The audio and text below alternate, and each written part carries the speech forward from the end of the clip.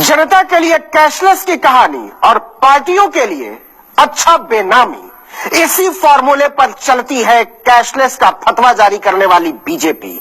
जनता को पाई पाई के लिए अंतहीन कतारों में खड़ी कर देने वाली प्रधानमंत्री नरेंद्र मोदी की अपनी पार्टी चंदे का हिसाब देने को राजी नहीं है। और ये कोई 2-4 हजार रुपए का हिसाब नहीं है, पूरे 5 अरब के बेनामी ढेर पर बैठी है भारतीय जनता पार्टी। आप कतार में खड़े रहने की जरूरत नहीं है। बैंक आपके मोबाइल फोन की कतार में खड़ा हो जाएगा। बैंक आएगा कि मुझे आप यहाँ रखो, वो दिन आ सकते हैं। ऐसे कैशलेस हुए हैं कि जेब में पैसे ही नहीं बचे, बैंक देने को राजी नहीं, गवर्नर बताने को राजी नहीं और प्रधानमंत्री समझने को राजी नहीं। खाली हाथ, खाली जेब और खाली बटुआ। और प्रधानमंत्री घूम घूम कर मजदूरों और जूता काटने वालों तक में कैशलेस का मंत्र फूंक रहे हैं। लेकिन समझ नहीं आता, जिस कैशलेस के फायदे के लिए कोहराम मचाया है, उसे खुद अपनाने में कलेजा क्यों कांप रहा है।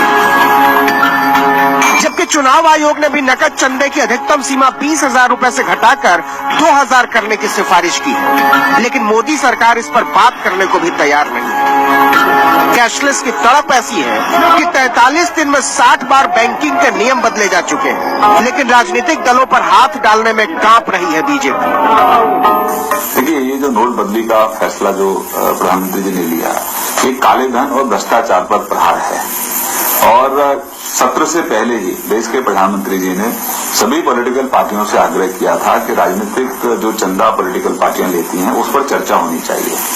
चुनाव से काला धन समाप्त होना चाहिए। मतलब जनता को सताना और बीजेपी के लिए बहाना। इस बहाने की ठोस वजह है क्योंकि वह खुद ही नकद की शौकीन रही है, बीजेपी चलती ही नकद से। इसी साल की एसोसिएशन ऑफ डेमोक्रेटिक रिफॉर्म्स यानी एडीआर की रिपोर्ट के मुताबिक पार्टी ने बताया है कि उसे 2016 में चंदे से 872 करोड़ रुपए मिले। अब देखिए कि इस 872 करोड़ में 434 करोड़ 67 लाख रुपए का चंदा 20,000 रुपए से कम के टुकड़े में आया।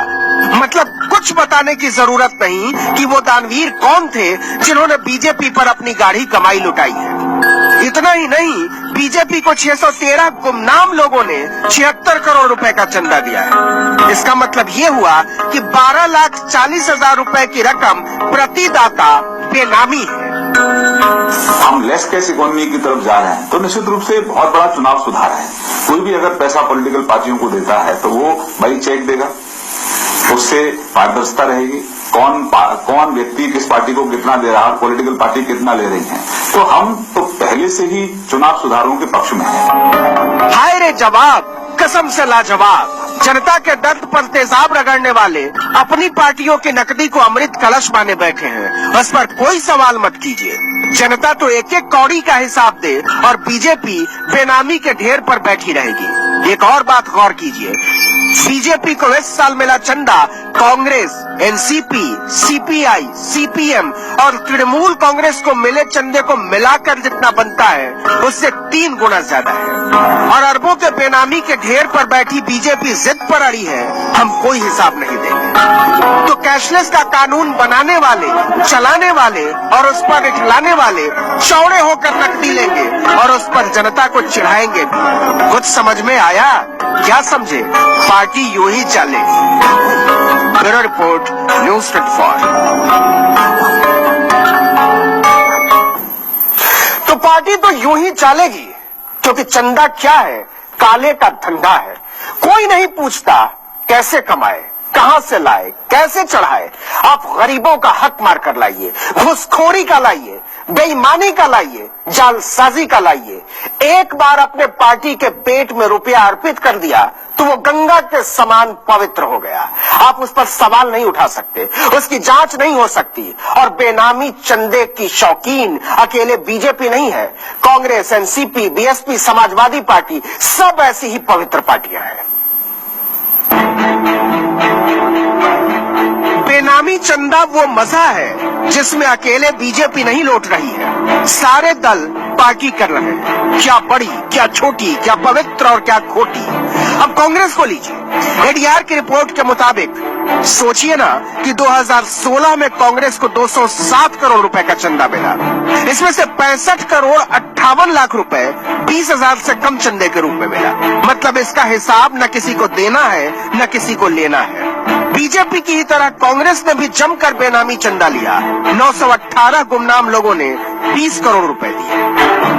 आपसे भले 5,000 रुपल्ली जमा करने पर राशन कार्ड से लेकर आधार कार्ड तक मांग लिया गया हो, लेकिन एडीआर की रिपोर्ट कहती है कि बीजेपी, कांग्रेस और एनसीपी समेत देश के 6 राष्ट्रीय राजनीतिक दल समय पर आईटी रिटर्न तक नहीं भरते। किसी की हिम्मत नहीं कि इन दलों के रिटर्न की स्क्रूटनी कर ले। किसी भी दल के आईटीआर की आज तक कोई स्क्रूटनी नहीं। इतना ही नहीं, कैशलेस का जाप करने वाले कैश के इतने बड़े मुरीद हैं कि 2012, 13 और 14, 15 में बीजेपी ने बताया ही नहीं कि चंदा कैसे कैसे मिला। कांग्रेस ने 2013, 14 में बड़ी रकम देने वालों के पैन नंबर ही नहीं बताए। एडीआर की रिपोर्ट के मुताबिक सारे राजनीतिक दलों के खाते में झोल है।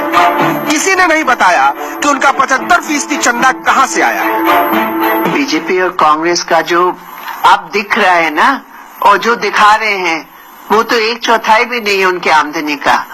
अगर मोदी जी की 2014 की कैंपेन का खर्चा को आप देखें और जो उन्होंने दिखाया है आप देखिए, उसी में आपको पता चल जाएगा कितना बड़ा गैप है। ये हाल केवल कांग्रेस और बीजेपी जैसी विशाल पार्टियों का नहीं है। नोटबंदी का विरोध कर रही बीएसपी खुद बेनामी के हाथी पर सवार है। 2016 में करीब 92 करोड़ 80 लाख रुपए बीएसपी को चंदे में मिले। सारा चंदा नकद और 20,000 से कम के रूप में। मतलब पार्टी एक भी रुपए का हिसाब देने के लिए कानूनी तौर पर मजबूर नहीं है। आप अगर आयकर रिटर्न में जानकारी गलत दे दें तो 72 लफड़ों में फंस जाएंगे, लेकिन राजनीतिक दल जो चाहे लिख कर दे दे और सजा छोड़िए, कोई पूछेगा भी नहीं। 2004 से 2015 के बीच राजनीतिक पार्टियों को 73% चंदा नकद के तौर पर मिला है।